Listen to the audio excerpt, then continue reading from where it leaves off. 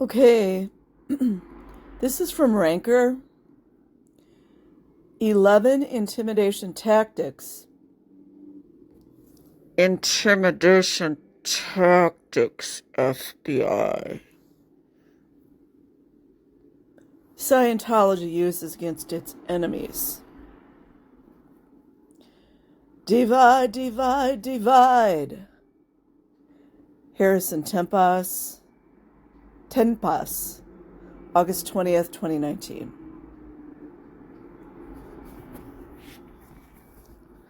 If you speak out against the Church of Scientology, you can expect retaliation, kind of like that LAPD cop almost attacking Lara the other day.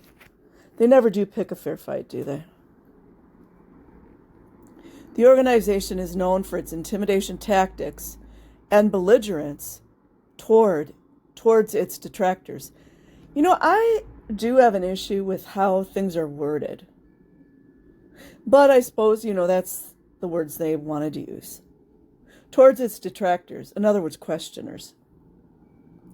And if you decide to leave the church, when you're not locked up and forced to stay, because that happens all the time,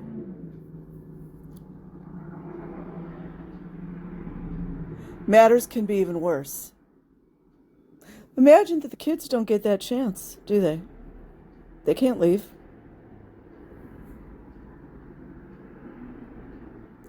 You can be declared a suppressive person. Scientology can wage open war against Scientologists, intimidate their enemies with constant harassment, frivolous lawsuits, investigations from private investigators. Let's just add, there are a lot of former LAPD cops that are private investigators for Scientology. There are a lot of former Clearwater police that are private investigators for Scientology, as well as retired cops from various police units.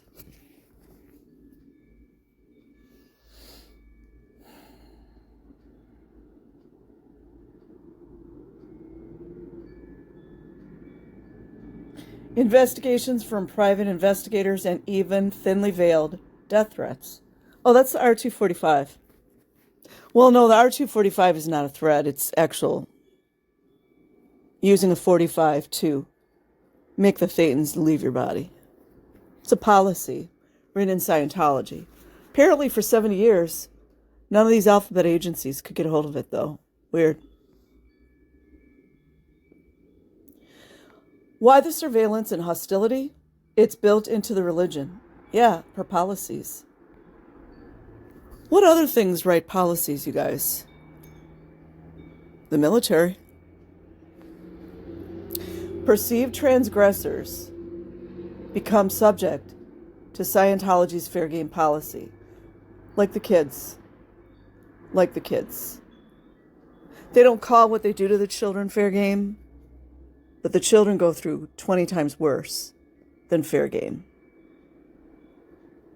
Having KRs written on them. Told her out ethics. Continuously given sec checks. Sleep deprived. Worked 18, sometimes 24 hours straight. Doing renovations on Saturdays. Doing construction work, which again is against the law in the United States. Driving forklifts like Mike Brown had to do.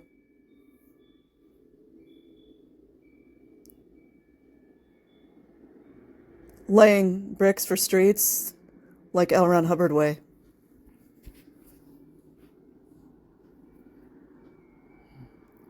Scientology's fair game policy, a supposedly now defunct practice devised by the organization's founder, L. Ron Hubbard. It essentially calls for a no-holds-barred attack on any enemy. Kind of like the things we saw with Randy, right? Remember what he was saying about Aaron right before he took his last breath?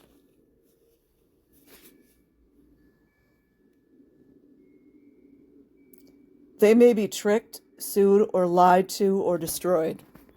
Huh. This list explores Scientology's retaliatory methods and the lengths members will go to protect their church. Read on for more shocking revelations. See if they talk about the kids. Something tells me they won't. Hubbard Academy of Personal Independence. Huh. The irony. Another inversion, you guys. It's actually teaching complete dependence. Utilizing isolation, separation of families. You also teaching people to mind control themselves. Layers upon layers. And we're all supposed to believe little LRH, the black tooth bum, came up with all of it, right?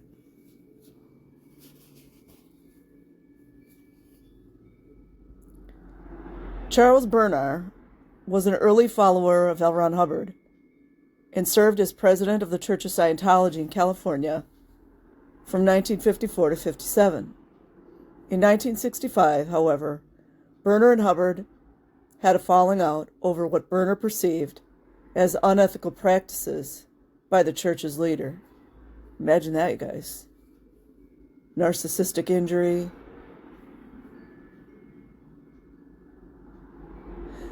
That same year, Hubbard instituted the fair game policy, which gave church members, like kids, carte blanche to smear and harass suppressed persons, whom they deemed to be their enemies. Kind of like the Nauticeas, but, what do I know? Almost like it's a formula. And the mustache guy, he was into the occult as well. Wonder who was controlling him. The exiled Bernard moved to Lucerne Valley, California with his wife, where he received his fair game order. In the fall of 1965, over the next several years, he received a series of threatening letters, one of which recommended that he R245 himself. There you go. Imagine that you actually have a policy, which all these fools like to keep calling doctrine, from the ecclesiastical leaders that cover up child SA. Imagine there's actually a policy explaining to people how to R245 another person or themselves to get rid of the Thetans. By the way, that's DEATH. A practice in Scientology where one places a Colt 45 to their head and pulls the trigger. Oh, wow, look at this, you guys. Framing for felonies. Huh. Where have we seen that before? La Poubelle. Remember, you guys? Remember out there in front of La Poubelle when Streets was out there and Jessica Palmadessa? Remember how the LAPD just stood there? They were just coming to Scientology's rescue. Although that does look like bias policing to me, In the late 1960s, Paulette Cooper began publishing a series of articles for London-based Queen magazine about a new fad religion called Scientology. Her investigative work culminated in her 1972 book, The Scandal of Scientology, an expose that was one of the first critical books on the church. In response, Cooper received death threats and was sued 19 times. Huh, where have we seen the suing before? Little Moxie out there. Moxie looking rough lately. You guys seen Moxie lately? He's looking rough. That was one of the first critical books on the church. In response, Cooper received death threats and was sued 19 times and was framed for a felony. We've never seen that before, have we? The church had gotten a hold of a piece of paper bearing one of Cooper's fingerprints, and they used it to forge a BOMB threat, which they then mailed it to themselves. Cooper was arrested and indicted and faced up to 15 years in prison before an FBI investigation absolved her of any wrongdoing. I got some thoughts on that too, but I can't say it here. I can't say it on YouTube because it might be considered something.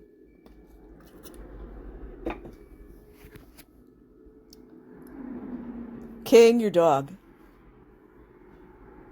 Though many of the intimidation tactics used by Scientology have come to light in recent years, the church has seemingly been harassing people for decades. I think they've done more than that. Just go look into I forgot what the man's name is. I'll have to go look it up. Scientology wanted to buy a boat from this man in Clearwater, and he didn't want to sell it. And Rathy's he's all involved in this, allegedly. And put it like this, the guy came up dead.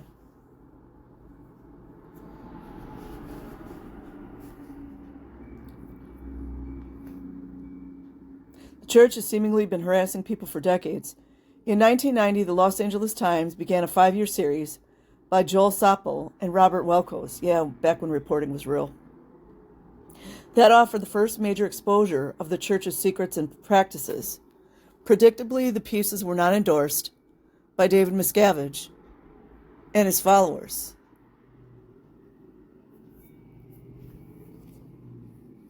And the church took extreme measures to stop Sapol and Welkos from reporting. Now, what is the amendment for freedom of, what is it called, freedom of press? Funny how Scientology was just let loose to just do whatever it wanted. Almost like the people that should be arresting these people, maybe they created it.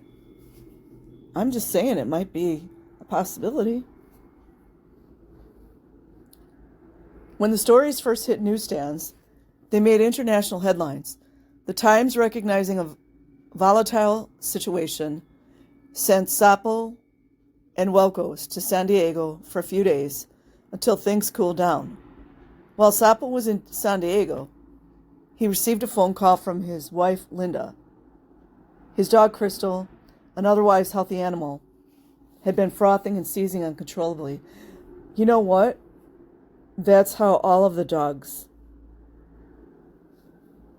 passed that people believed Scientology had taken them out. Imagine the psychology of someone that does that to an animal. You don't think some of these prestigious executives are doing that? All these freaking fools that want to get out in front of everyone? Crystal, an otherwise healthy animal, had been frothing and seizing uncontrollably. Poor little innocent baby. Crystal had to be put down. I heard they used rat poison. That's one of their favorites. Circumstantial evidence suggests that the dog was poisoned by the church. And Scientologists continue to harass the journalists for years. John Sweeney sure wrote a good book on Scientology. You guys should check it out. Aggressive surveillance. Yeah, interesting. LAPD and some of these police departments, they love to utilize Scientology's camera footage while the children are locked up doing manual labor.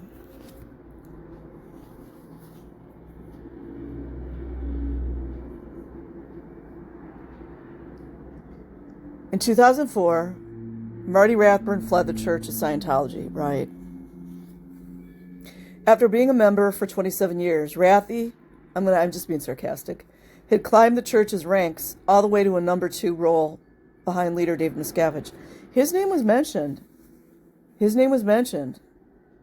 regarding that boatman that did not want to sell his boat to Scientology. His name was mentioned. considering the prominent position he held. Prestigious executive. Ordering children to shut up about their essays and stuff. That's what I believe. Rathbun's departure was received incredibly poorly. It's because he knew too much. That's about it. That's about it.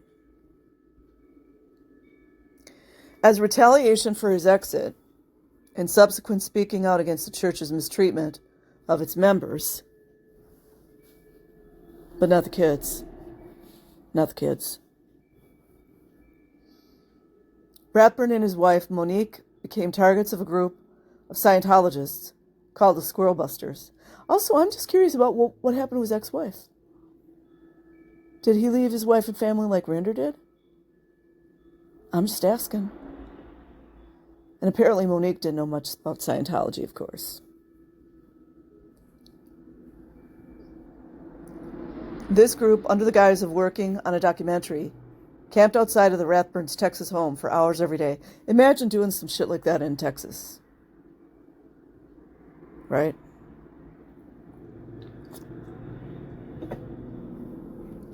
Filming their every move. What is that old saying? Believe half of what you hear and all of what you see? Something like that. Freelance videographer named Bert Lee came to clean to the Corpus Christi Caller-Times in August of 2011 about being hired by the church, specifically by a man named David Statter, at a fee of $2,000 a week to harass the Rathburns. Well, he's a cheap date. Dave flat out said, "Our goal is to make Marty's life a living hell." Not like Rathburn never did that, right? Read Jenna Miscavige's book. That's a quote.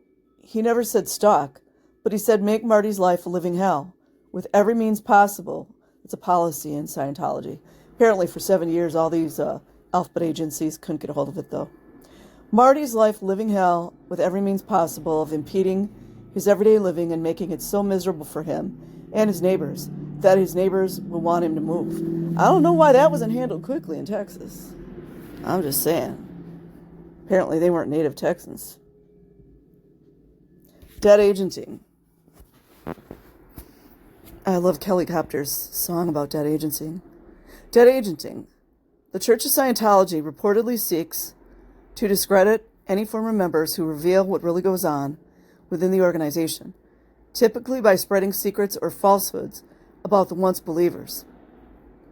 These bouts of lying, harassment, and blackmail are part of a practice known as dead agency. Kind of like what Rinder was doing once he got out.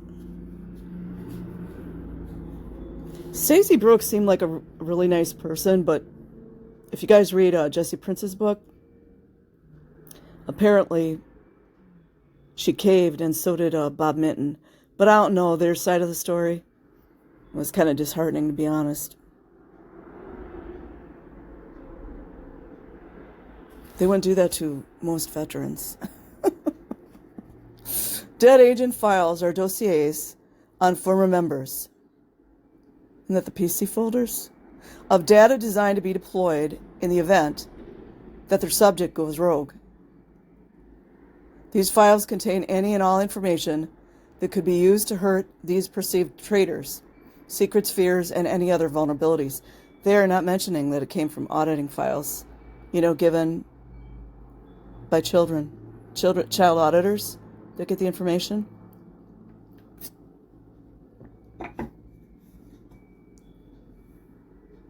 Typically obtained in, obtained in the auditing process.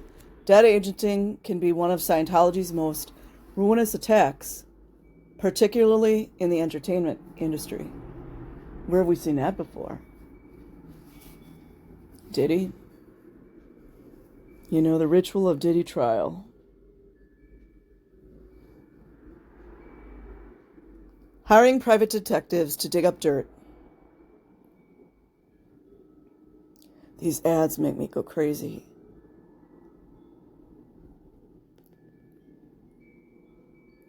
In 2005, the long-running animated comedy, South Park, took on Scientology. The church could not handle being the butt of the joke. In an apparent effort to find dirt to blackmail or discredit the show's creators, Matt Parker and Trey Stone, the Church of Scientology hired private investigators to sift through the garbage of the South Park offices in Marina del Rey, California. The church found little to nothing of consequence, and their investigation eventually fizzled out. Isn't it weird how it all is allowed to go on, though? I find that really strange. Especially in a place like Hollywood, where they got all kinds of mafia-like handlers and assassins and all kinds of craziness out there.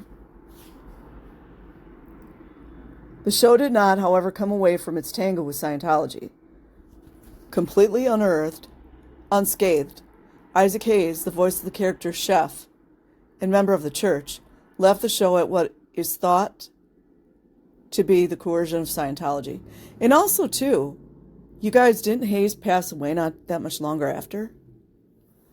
That was probably a good paying gig for Hayes. They don't care about their members. Advertising smear campaigns is Alex Gibney's upcoming HBO documentary, A Rolling Stone UVA Redux. I don't know what that is. The Church of Scientology does not hesitate to use the financial resources. Financial resources, LAPD. What y'all know about that? At their disposal to attack their enemies. Why do they have so many enemies? Damn.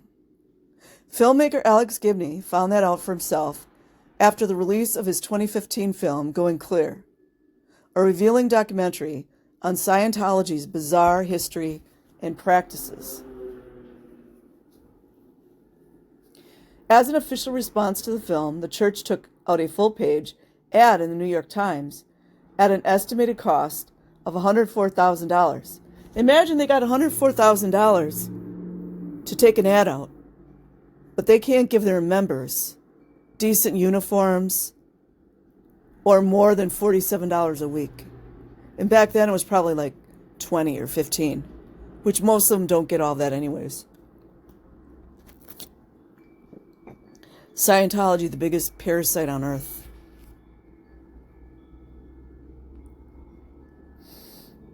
The ad denounced Gibney and his work, repeatedly comparing the film to Rolling Stone's controversial piece on S assault at the University of Virginia. Well, Scientology sure knows enough about that, don't they? They live, eat, and breathe it. Apparently out of the fear that Going Clear would win an Oscar, also contacted Academy members in an effort to paint the film as propaganda. I just can't, you guys. Always, it's the Darvo. Deny, attack, reverse victim offender. It's always the same.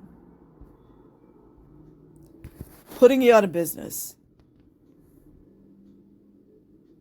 In 1969, college student Lawrence Wollersheim was visiting San Francisco when a young woman turned him on to a Scientology meeting.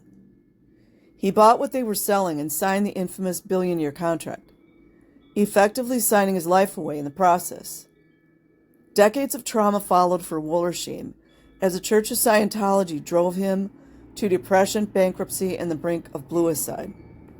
A lot of them went ahead and did it. Wound up with nervous breakdowns or 6 feet under. By the mid-1970s, Wollersheim was being held on a ship off the coast of Long Beach, where he underwent strenuous auditing sessions.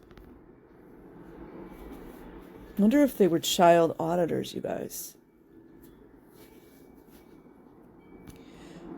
As his doubts about the church began to surface, higher-level members spread fraudulent gossip about the young man to patrons of his fledgling photo shop. which put him out of business. Wollersheim left Scientology in 1980 and won a civil judgment against the church in 1986 in the amount of $2.5 million. Though they did not pay out the damages until 2002, Wollersheim remains one of a select few to ever receive money from the church in a lawsuit. I've always wondered about that. Maybe it's because Scientology has so many dirty lawyers.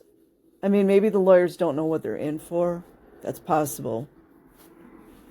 But I would think that would have set a precedent. Endless lawsuits. The Church of Scientology relies heavily on the legal system. The church is thought to have filed thousands of lawsuits with defendants including individuals, newspapers, and even the IRS. That is something I don't understand. In the military, you can't sue the military. I really need to look into that. I do kind of understand it, but I can't talk about it here. And even the IRS, basically anyone who dares to speak ill of the church. The tactic seems to be bankrupt. The tactic seems to be to bankrupt Scientology's opponents. A Time magazine piece published in 1991 estimated that Scientology spends over $20 million annually on over 100 lawyers. Thank God for child labor.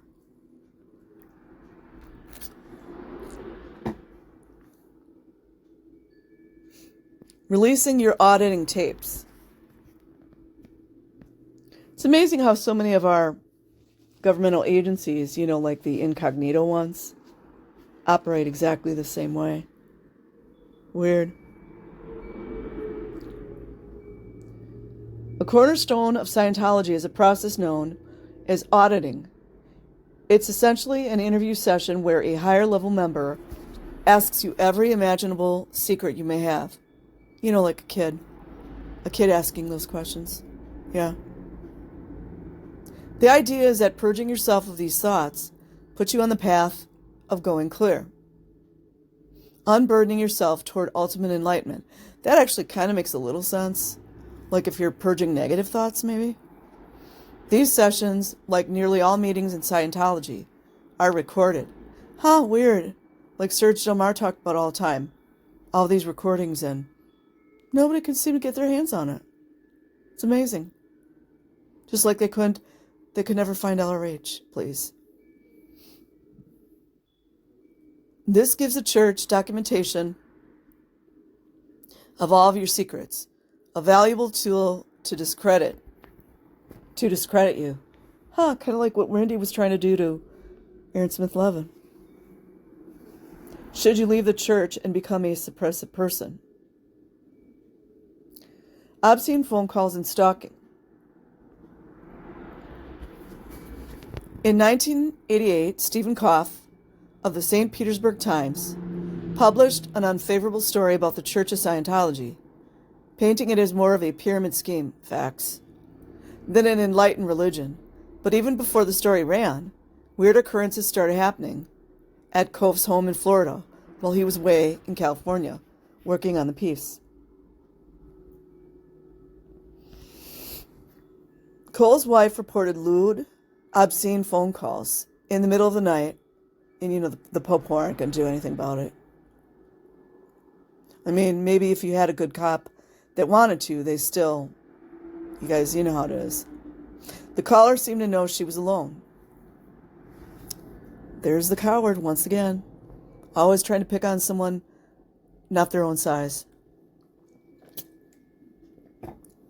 I wish an MNF would.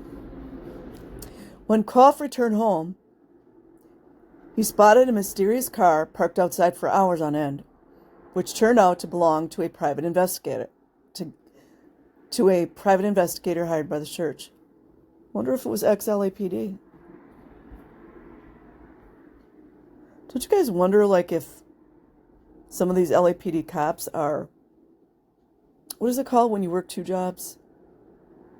Oh, I forgot what that's called.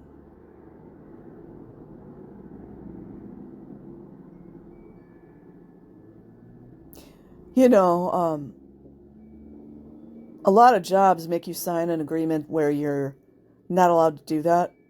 But I wonder if some of these cops are working for Scientology. Not just the uniform cops. I wonder what's going on behind the scenes. So I will leave a link in the description box. Like and subscribe if you choose. Otherwise, have an amazing day. Peace.